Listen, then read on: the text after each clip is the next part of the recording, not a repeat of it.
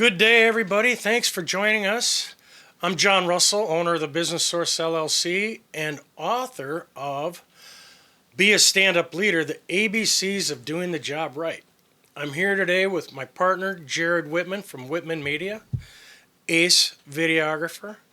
And we put together this podcast to cover the topics and chapters in my book so that we can help business leaders, stand-up leaders, be more successful is what it comes down to. We've covered a lot of ground. We're going to talk a little bit about clarity and understanding. It's a big subject. And really what it comes down to is if the employee has clarity for what their job responsibilities are and what the expectations are of the owners, managers, leaders, their chances of success are greatly enhanced. And so it's a lot easier to be motivated if you're clear about what you're trying to accomplish. 100%. Communication is key. Right. I've been out the other end of really poor communication and not so great. Gets muddled. Oh, yeah. It's like muddy water. Yeah, what am I supposed to do? Which direction do you want me to go? Yeah. One day you said one thing, another day you said another. We were doing this and now we're doing that. It can drive an employee nuts. It does. I've been driven nuts by it. It's ridiculous. I mean, if you hire someone, if you've built a bench, you hire someone on, and you have them do a job, let them do their job, but be clear about your expectations, what you're looking for. And if you have a certain way of doing things or a certain way or a certain marketing thing that you're doing. Certain approach. Yeah. But strategy that you're executing. Share with them they haven't been in your business like you have for however many years. Right. You have to share with them so that they can fully understand what it is your expectations are and what they're required to do. It goes both ways too. The employee needs to communicate up to the stand-up leader. Here's what you told me you expected of me. Here's what I'm doing. Are we still on the same page? Are we working on the right path? Are we on the same note together? Yeah. And that's a fun thing to do because then you can go back to your job and you can really drill down. Yeah. And you know you're working on the right stuff. Yeah. I think that when you're working on the right stuff, that makes it a lot easier to get into that flow state. Yeah. Of where just like everything else melts away and you're so focused in on this one task or this job that you're supposed to do. And it just allows for the days to go faster. Yeah. And then just from personal experience, you get the achievement, you get the satisfaction of feeling like it's been a productive day. You might be recognized for doing a great job and following through. You might be recognized is a key phrase there. Yeah. You have to be clear from a business standpoint. Communication is key, and then employees just being clear with your bosses, your managers, your stand-up leaders, because they have so much going on. They might not be able to keep track of everything. Right. So just being aware of that and having grace if they don't keep track of everything, but then just being like you said before, hey, this is what you said the expectations were. This is what I'm doing. How are we doing on this? Is everything still good? Are we still on the same page? Right. I always like to defer back to job descriptions. And I found that people that I work with, they don't all subscribe to written job descriptions to sit down with the new employee when they're being interviewed and say, this is the job, these are the roles, this is the activity, these are the expectations. Are you on board with that? So there's a document there that establishes a baseline for what the employees are going to be doing once they get hired.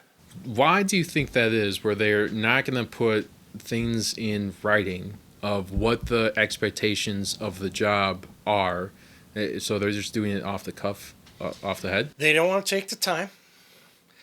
It might change.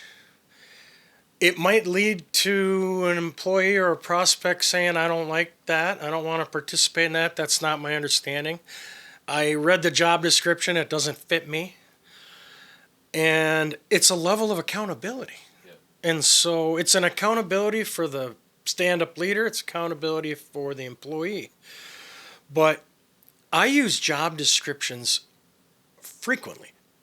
And I'll bring a new employee on for a client. I do a lot of recruitment and training, onboarding, orientation. My clients are busy running the company.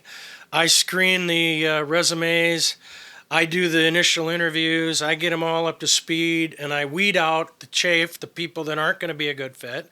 And then I bring the qualified candidates forward, and we actually have real interviews. So along the way, we discuss job descriptions in great detail. So let's just say I hire you, and you're like, hey, great, I'm all over. It's job description's perfect for me. Well, let's just say we're going to be doing a 90-day probationary period. It's not for every position, but a lot of times I will be honest with an employee and say, we're going to give this 90 days.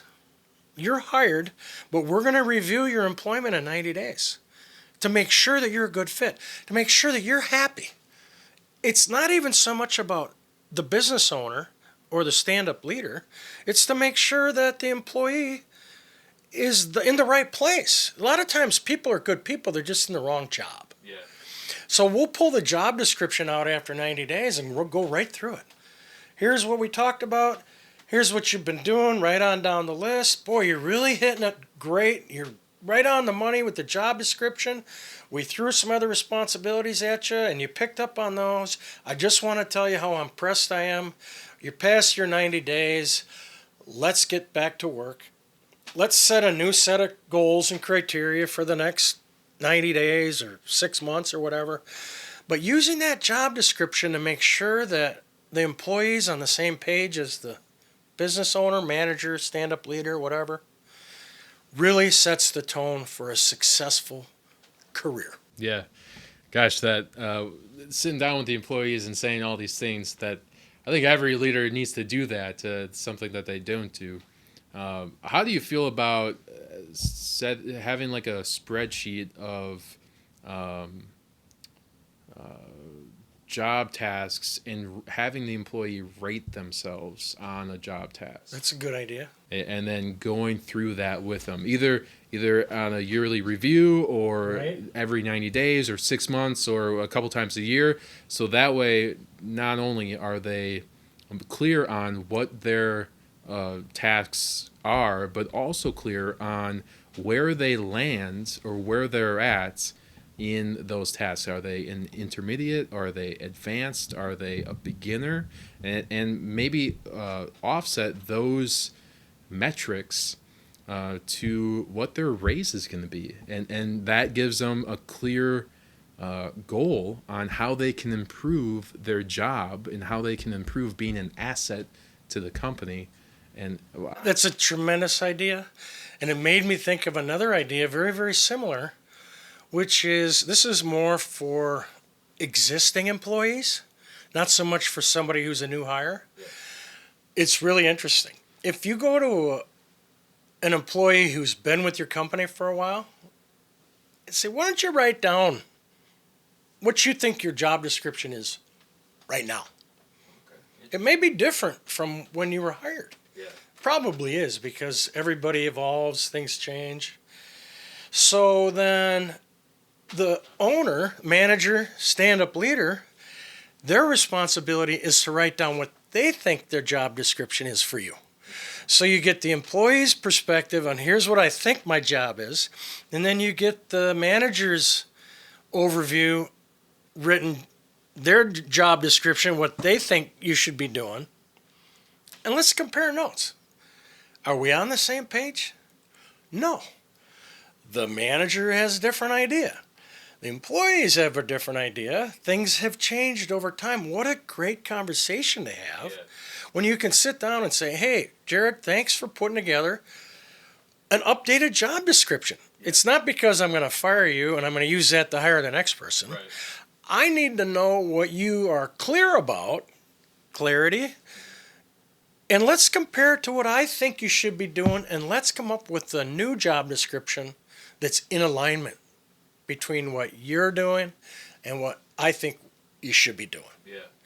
I love that, but few people are willing to do that, again, because it's going to bring some confusion. Confusion, or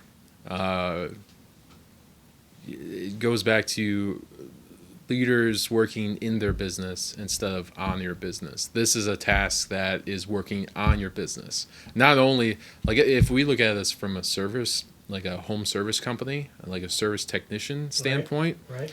there's going to be differences from a manager's, what a manager thinks the job description, Right. from someone that's in the field doing the job, and Right. maybe these are the things that are coming up. It wasn't in the job description. Exactly, but they're taking care of it. Right. So not only Let's add that into the job description because I'm doing more yeah, than what you'd expected originally. yeah, exactly, yeah, That's an excellent point. I think that positions evolve. all the time. People change, the market changes, competition changes, consumers change. So we have to be ready to evolve and adapt. Yep. And it's nice to have that baseline Yep. so that there's clarity in terms of what I need to do every day to be perceived as a valued employee and move up. Yeah, I think we've been talking a lot about stand-up leaders with employees. Let's talk about solopreneurs, entrepreneurs that are just working for themselves. If they're not clear in their goals, Right. then they're just kind of wailing around. It's like, with a chicken with its head cut off. So I think when a business owner is able to get clear on what their goals are, and I listened to a previous episode, I think accountability, when they're able to understand what they need to spend their time on Right. in order to achieve the goals, Right. or what they're spending their time on, and then dissecting it and figuring out what's not bringing a profitable Right. motion towards their goals, then the less clear an owner is on what they need to do Right. to get to the next level, to Right. grow, to scale their Yeah, business. where are you investing your time? Where you're investing your time, I think that is going to lead to unclear. It's hard to reach your goals when you're going in different directions. Yeah, yeah, I love that point. Very, very wise of you to bring that point up because as a solopreneur, when I started my company in 2008, the first year was exactly like I intended. The market shifted. My business changed. I had to adapt and evolve. It was absolutely changing right before me, and I was lucky enough to be able to see it. So there were some things that I was doing initially, like writing strategic business plans, that I found out after a year or two that wasn't my skill set, wasn't my forte. I could do it, and it was great to be able to help people, but it wasn't what I really wanted to be doing and what the market really needed. yeah, So businesses change. yep, And so you should, along the way, make sure that you're doing periodic reviews yep, to make sure that what you're doing is in alignment with the leadership. And it's also important because it will give you a chance to look ahead right, and see into the future and say, okay, well, I'm doing this today, but I can see the market. We're going to be needing to make some changes.